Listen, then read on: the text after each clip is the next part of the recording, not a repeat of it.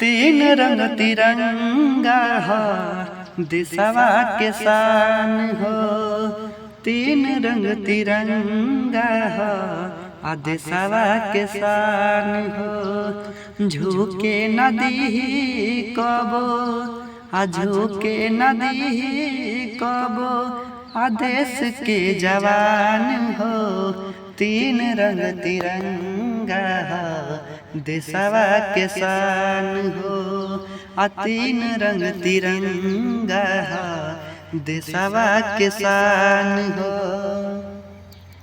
दिल से सलामी बा देश के जवान के, नजर न लागे दीही कवनो हैवान के।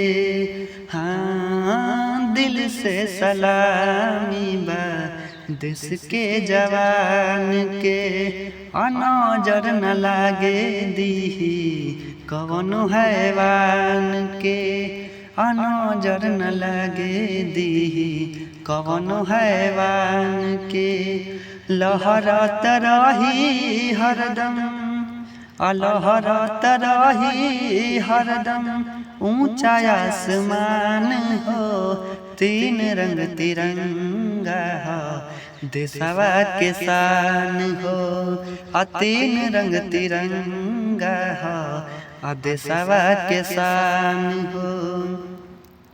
केतनो उड़ाई चाइना गोली बारूद हो, भले जाई जान बाकी होई जुद हो। केतनो उड़ाई चाइना गोली बारूद हो, भले जाई जान बाकी होई जुद हो। भले जाई जान बाकी होई जुद हो।